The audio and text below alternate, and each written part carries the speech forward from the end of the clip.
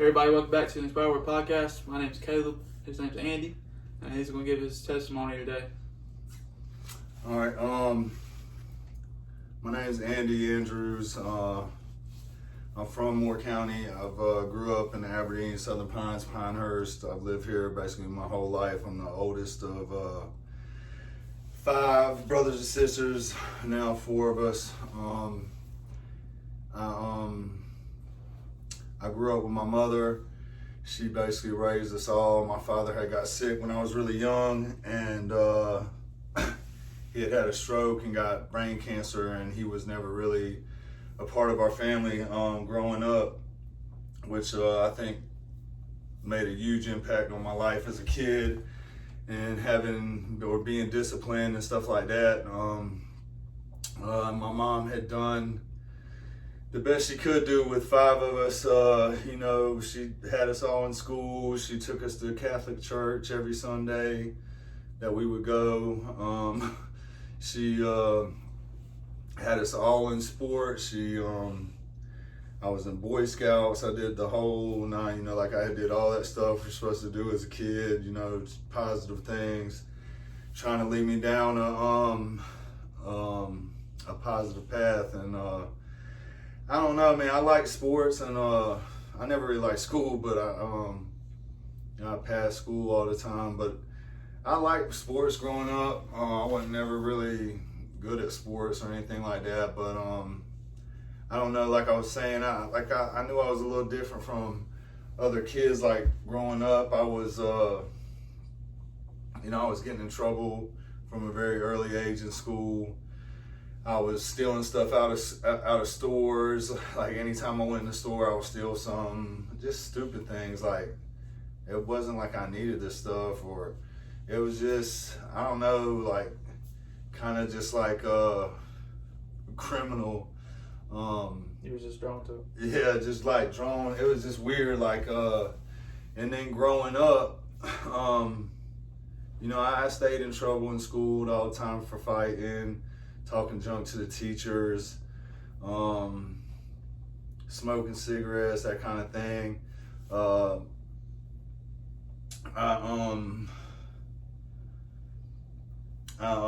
I started smoking at an early age. Like, I stole some cigarettes from my mom when I was really young. I remember that, and I smoked them until I had got sick. I didn't know what I was doing. I had got turned green and throw up, and like I said, I wasn't ever going to do that again. And then like a week later, I was at a pool, and the lifeguard there had a can of dip. I went up and snatched it and stole some out of it, and the same thing, got really sick, and I ain't never going to do that again. And I would do these things and get in trouble or face a little bit of consequences, and say I wasn't never going to do that again, but I turn right around and do the same thing, and it just, that was kind of the story of my life growing up.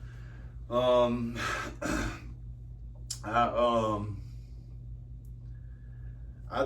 not one of those people that remember like the first time I ever took a drink or the first time I ever got high. I just don't remember that. What I remember, and kind of how I got to that too, was, I talked the last time about at an early age, I was already drawn to kind of, I don't know if you call it like the dark side or whatever you call it, but just like The wrong path. yeah, I was just there. There's those 2 paths, and I mean, we got these paths we come to in our life. And I remember at an early age, I was started listening to rap music, old Snoop Dogg and stuff like that. And and they're talking about selling drugs and having the girls and the money, and all that stuff sounded great, like this sounds interesting. And I was just drawn to that stuff, and like today I look back on it, and it was like the devil had came to me at a young age and was like, I was headed down the right road, but he was like, no, I got this other path, and the path you going on about to be boring. That's what it was. It was like, well, you come on this path with me, like we're about to have some fun. Oh, yeah. And it looked fun, and I can't lie to you, there was a lot of it that was fun. But what he didn't tell me is that this was gonna cause me to lose anything good in my life I ever had. It was gonna cause me to be in and out of prison. It was gonna cause me to hurt everybody I love. It was gonna cost me every cent of money I made, every little bit of peace I had. It didn't tell me all that, man. And so I'm like, yeah, let's go down this path. It looks fun, and that's what I did. And like I said, I don't remember the first time I really drank or the first time I did any drugs. I mean, I know I smoked some weed. I was really young when I started, like 12 or 13 years old. I do remember, though, the first time I had got really drunk, I had broke into my godfather's house, and he had a fifth of liquor in there. And me and my younger brother broke in the house, and I turned the bottle up. And, I gave him a couple sips, and I drank the rest of the bottle. I'm like, this stuff ain't that bad. This is my first time drinking liquor like that. And I'm like, this stuff's like water, like I crushed it. And the next thing I know is I'm getting woke up by the ambulance, and they're like, how many fingers we holding up, that kind of stuff. I got alcohol poisoning. They pumped my stomach out, and I had to drink charcoal, the whole thing. And I'm 13 years old, and most kids that age go through something like that. I'm sick as a dog. And just like the cigarettes and the tobacco, it's like, at that point in my life, I'm like, I can't wait to do that again. You know what I'm saying? So, it wasn't like I'm never gonna do that again. Like, I knew I was gonna do that again. No matter how sick I was, how bad I felt, just that feeling that I had got before I had gotten sick was like, yeah, I'm doing that again. And and that's what I did. I was a kid, so it wasn't like I just started drinking every day or anything like that, but I drank every chance I could, every time I could get my hands on any liquor or whatever the substance was. And back then it was weed and cigarettes. I couldn't get cigarettes every day, but anytime I could get that kind of stuff, like, that's what I was doing. And like, I even was doing stuff like, because I couldn't get people. It's, people don't want to buy a 15-year-old kid, 13, 14-year-old kid liquor. Yeah. So I'm breaking into people's houses, and I'm not stealing people's money. I'm not stealing their guns or nothing. Like, I'm stealing their liquor out of the house. Like, that's what I was doing, man. And so that's just kind of how it started, man. Like, and it really, another thing that had happened that I like to mention, because it's so when I was 15, I had drank a bunch of liquor, took a bunch of antidepressant pills. I didn't even know what it was. I wasn't even doing any kind of real like drugs back then. A buddy came over with a bunch of pills. We ate them and drank a bunch of liquor. The next thing I know, I had woke up in Fayetteville Detention Center, and I'm looking at my charges, and I had assault with a deadly weapon with intent to kill, inflicting serious bodily injury. And I'm like, what did I do now? You know what I'm saying? Like, come to find out, I had blacked out and tried to kill my brother in like a drunken rage. And so that was the first, really the first time I got arrested, my first felonies. And that would start another cycle of me being in and out of the justice system and being on parole and probation, which I ended up being on parole from the age of 15 until I was 30-something years old. But the point was, not once did I say, damn, I almost killed my brother, like, I might need to stop drinking. I was like, nah, like, that never came to my mind. Like, I just, as soon as I got home, I was drinking again, that's just kind of what I did. And so like I said, that was the first charges I had got, the first time I got put on probation.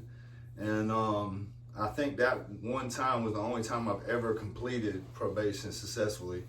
But anyway, so that my drug use, well, for a long time it was just drinking weed, and like I thought that was normal for a kid at 15, 16 years old to be drinking every night till they blacked out and doing crazy stuff. I had gotten 3 DUIs.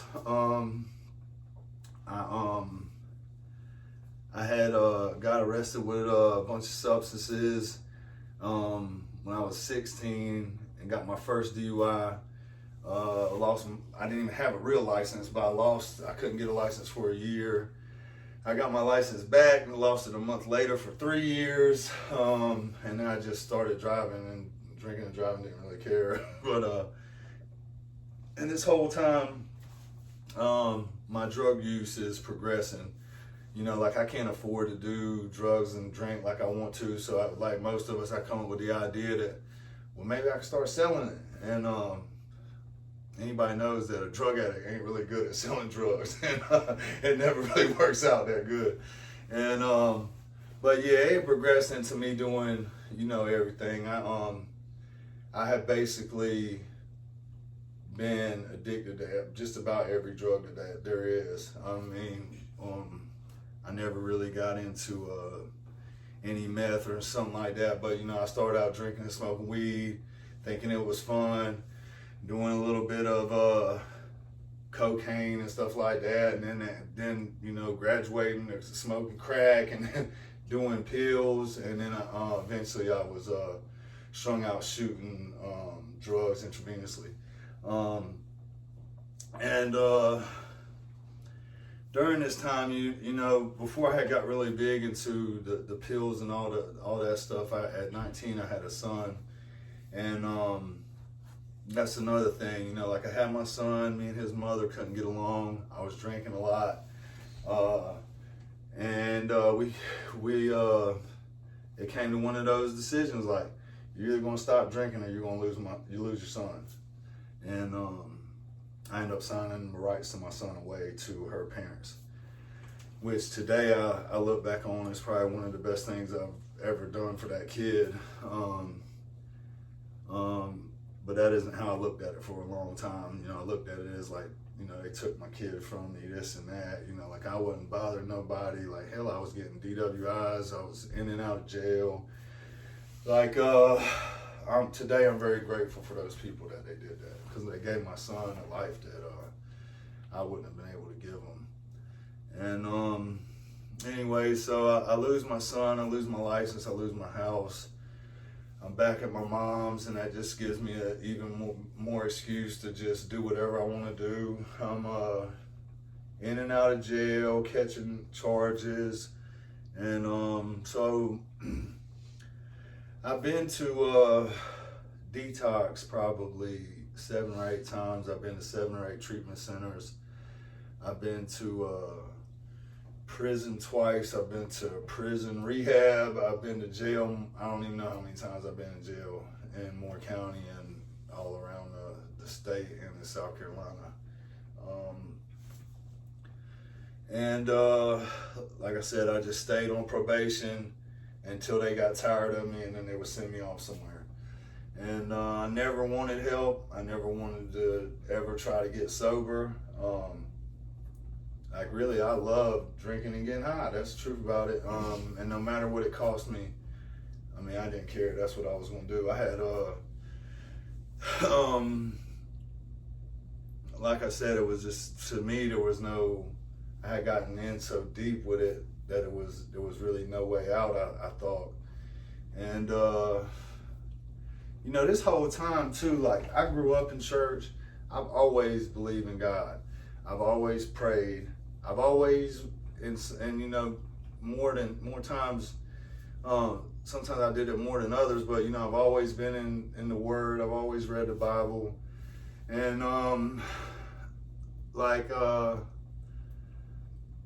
when I would go to prison, I would spend a lot, because there's a lot of time there. So I would read a lot of the Bible in there. And I read the Bible the last time I was in prison, I think 5 times front to back or something like that.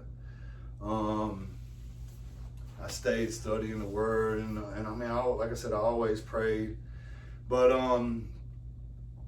So yeah, I go to prison this last time. I'm sitting in jail. They hit me with a secret indictment. I had did something. I got a.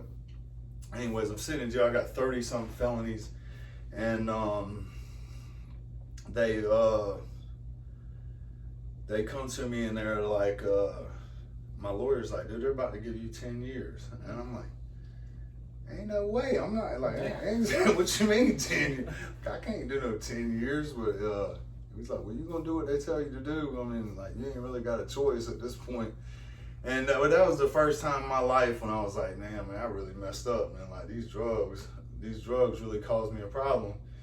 And like I might have a problem with this. And that was very short-lived thought though, because the lawyer came back a couple weeks later and was like, look, I don't know how it happened, but the judge, which is a tough judge in Moore County, he's seen me numerous times.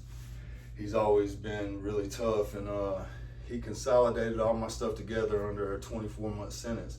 So at that point, I'm like, all right, well, I'm just gonna go do my time, and I'll be fine. So I go to prison. I'm smoking and drinking in prison, and ain't nothing really changed. Like that thought that I might have a problem with this stuff was like it wasn't there no more. You know what I mean? Like I didn't really even think about it no more.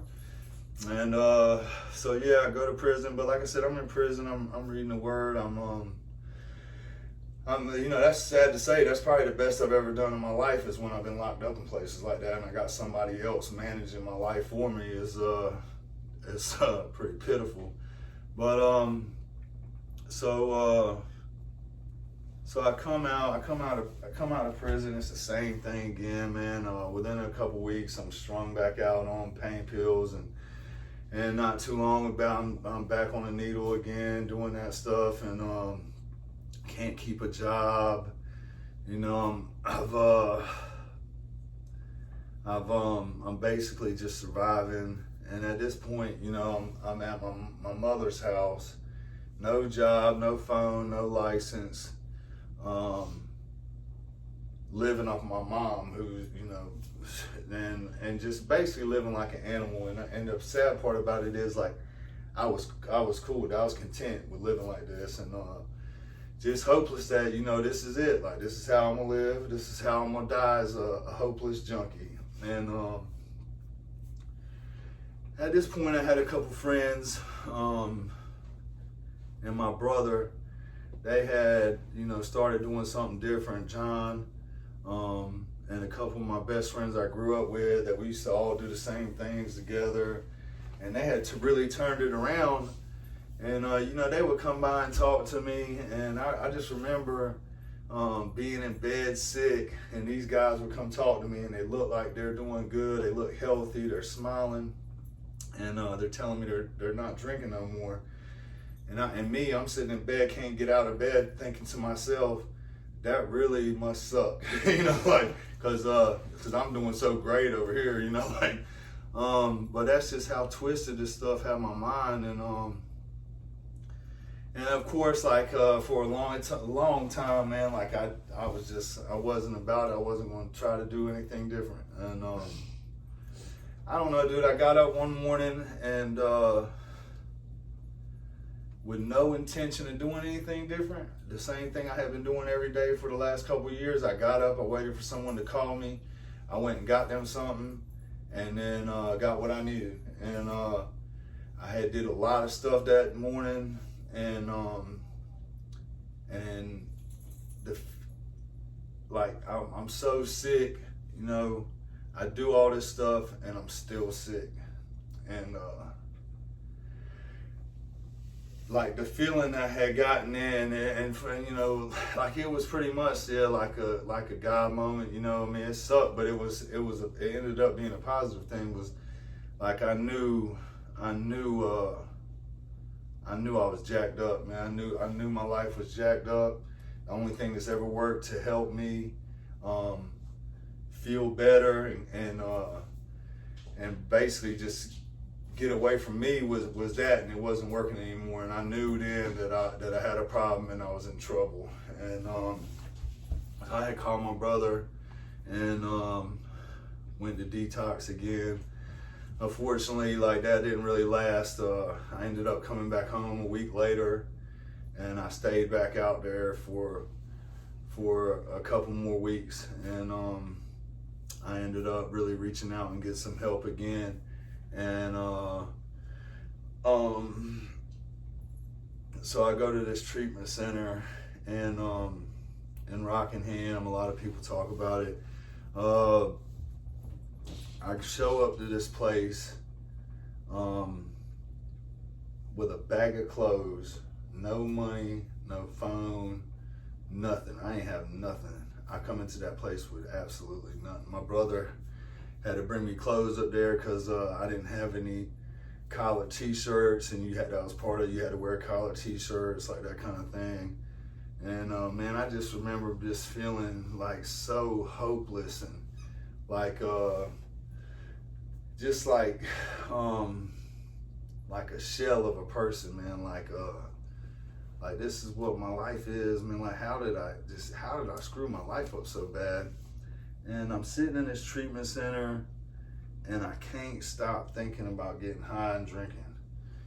And like I want help, like I want to stop, but I can't stop thinking about it, and I can't shut it off, and that's all I'm thinking about. And I'm losing my mind in this place. Like I can't sleep, I can't eat, I'm furious, and I don't know. This is about 2 weeks in, and I don't know what made me do it, man. I walk to my room, and I hop on my knees, and for the first time in my life, with everything I had in my heart, I said, God, please help me. And I haven't been able to stop thinking about drinking and getting high since I got drunk when I was about 13 for the first time. That's all I've ever thought about. That's all I've ever really cared about, was drinking and doing drugs. And for the first time in my life, that obsession was lifted from me like that.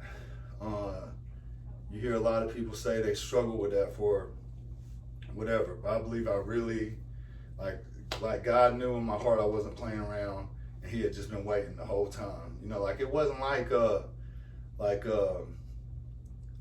wasn't there. Like God was there the whole time. Like He was just waiting on me to surrender. You know what I mean? Like quit fighting. I got you, but I'm gonna fight till the end. You know what I mean? Like I said it a couple weeks ago. You know, like that's how my mentality was. Like when it came to giving up drugs and drinking, it was kind of like that movie 300. Like there's no retreat, no surrender. We're gonna fight and we're gonna die. And that's like how I thought about it. But when I really surrendered, God had lifted that obsession from me, man. And that's when I knew, I was like, there might be something to what they got going on at this place. Like they're really, and what do you got to lose? Like you ain't got nothing. You know what I'm saying? So it's like I made a decision to go through with the process that they have for me. I go through treatment. They send me to a home, a recovery house in Southern Pines. And I just start doing what they tell me to do. And, you know, I was kind of worried about that coming back home. I lived in Moore County my whole life. And I always thought Moore County was the problem. But anywhere I've ever went in my life, like I ended up drinking, getting high, getting arrested. Like it was, so I found out pretty quickly. It wasn't where I was at, you know, it was me. Like I'm taking me wherever I go, and I'm the problem. And so anyways, like little by little, man, my life starts shaping up. You know, I get a job, I end up getting a cell phone, which was a big deal. I ain't had a cell phone in years. My brother, him and a guy I was working with doing landscaping helped me get my license. I ain't had a license in over 13 years. They started letting me drive around an old work truck, you know, which that was a big deal for me because I never thought I would drive legally in North Carolina again. And like little stuff like that start happening, man. And I'm not thinking about drinking and getting high. You know, like I'm doing this program where basically they're teaching me how to have a relationship and build a relationship with God. I started doing these little simple things in the morning, praying on my knees, reading some spiritual literature, writing gratitude lists, stuff like that. Going to meetings at night, just simple things, man. And it's like my life started really changing. About 6 months into it, I met a girl. Me and her started talking. We had bumped into each other at the gym, and we had started talking, and she had ended up getting an apartment across the street from where I was living, and you know, so that was another thing. I ended up changing jobs, and going back and working for my son's grandfather, which ended up being a huge blessing too. It's kind of like God just had these things worked out for me, man. I just had to walk the path, so I stayed at this recovery home for almost a year. I moved in with her, and we ended up getting this house right here and getting engaged and getting married in 2019. Today, you know, me and my son got a really good relationship. We see each other. I try to see him once a week. He still lives at his grandparents' house now. He stays with a couple buddies. We talk on a regular basis. Me and him are really good friends. I mean, that's been a huge deal. I've been able to really step up and be there and be a son to my mother and be there for my family, and God's building a new family for me right now. You know, coming from where I came from to where I'm at right now, you know, I come into this whole deal a broken man with nothing. Today, I live in my own house. I got a couple of cars. I own a business now.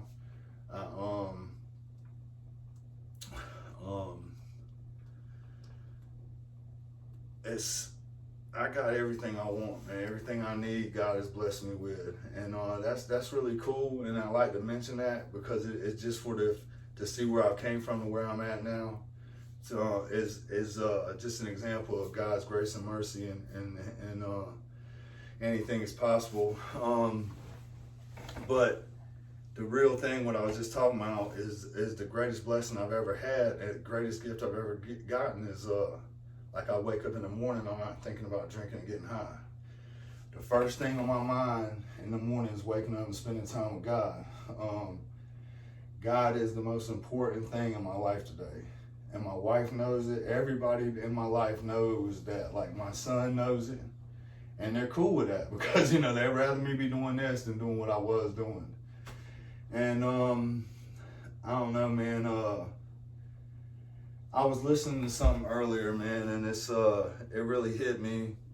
You know, I just started the Bible over again. I just read Genesis, and just started Exodus yesterday morning. And, you know, reading the story of Joseph, you know, his brothers basically sold him into slavery. And God ended up using that dude to help tons of people. And I was listening to this thing earlier talking about Joseph, and you know, people say stuff like, well, damn, Andy, if your God is so strong and all that, why would he have you strung out on heroin for 20-something years?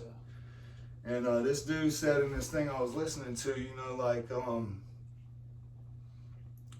God, sometimes God makes us go through some things. Like, Jesus went through some things that he didn't deserve or really had to do to help the rest of humanity. You know what I'm saying? Yeah. Joseph had to go through some trying struggles. He ended up helping a lot of people. And it's just that, like, God uses people and what they've been through. I'm not saying that God made me a heroin addict. That's not what I'm saying. But God's been able to turn that curse into a blessing. And he's been able to use that through me to help a ton of people. and that's what it is. Like, and that really hit me today, you know, like, cause I can't lie, I've thought that before, like, why did I have to go through all that stuff? You know what I'm saying? Why did I have to hurt all these people I cared about? Like, why did I have to be in prison all this time and be away from my family? And regardless, God has used all that stuff that I've ever done, everybody I've ever hurt, everything I've ever been through, he has been able to use for good, for advancing his word, advancing, bringing people closer to him, helping people get a relationship with him. You know, he calls some people to do it in church, and that's great, and that's awesome. That's not where he called me to do it. He called me to do it out in the streets with the junkies and the alcoholics. And that's who I identify with, you know? So it's like, I've been able to really use that and use all these things, these negative struggles I've been through in my life in a very positive way to help a lot of people. And, you know, like like I said, I own a business, I work, I clean windows for a living to make money. But I work for God. Like that's what I do. That's why I try to do God's work. I don't think God brought me through all that for me to be out washing windows. But hey, it pays the bills. I'm not complaining at all. But no, I try to help. I try to help people today, and that's I believe that's God's purpose. I believe that's what He called me to do. I believe that's why I had to go through all those things. And I don't know if you're struggling with it. I would tell anybody out there if they're struggling, there is a way out. There is people out there willing and waiting to help you. But the hardest part is you being willing to do it. That's just it. I could talk all day about what God's done for me and my story. And if you didn't know me, you'd probably think it was a bunch of BS or something. But people that really know me, like, they know it's a miracle. Like John, that dude's a miracle. Yeah. I know John. You know what I'm saying? I'm the same way. But you can't tell me God isn't real. And it's He's just waiting. He's waiting for you to reach your hand out, and He's there for you. Been there the whole time. Yep, that's it. That's a good testimony. That's gonna reach a lot of people. Like I always try to say every podcast, if you put the word out there, it never comes back void. And I believe that his testimony can really touch your life. But like he said, you can he can bring you down so far down to get you all the way back up. Sometimes you just gotta go through some things, and He's just waiting on you to turn to Him and reach your hand out to Him. Don't ever think that God ain't with you, because He's always been there. You left Him at the door. You know what I'm saying? So you gotta go let Him in. So it's all up to you with your life. It's all your choices. He gives you a choice to choose whatever you want to do. You choose Him or choose the world. It's the two pathways. You got the broad way and you got the narrow way. A lot of people go to the broad way, but a lot of people don't want to go to the narrow way. So broad way leads to the road of destruction, but the narrow leads to the path of life. So it's all up to everybody to choose your path, but you better choose wisely, because one path leads to a place you don't want to go, and one path leads to a good way. So I'm glad that you chose the right way, and I believe it. Like you said, it's a miracle, because I just met you a week ago, but from what people have told, John told me, you changed a lot. Yeah. So there is miracles, and Jesus can do many, many things. And I'm sure your problem was just a little speck to Him. He can just switch it just like that. That's what we were talking about that last week too. Everybody thinks their problems are so big, man. They don't realize we serve a big God. Yep. Like our problems ain't nothing to God. Like these big, huge problems we have, it ain't nothing. All it is reaching out our hand and asking Him for some help. Yep. And really meaning it. And I mean, he can, man, yeah. So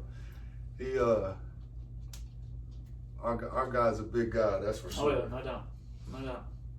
Well, thank y'all for tuning in this week. Hopefully His testimony touched you, and just click the share button so that way we can get this out there to everybody, because I'm sure this can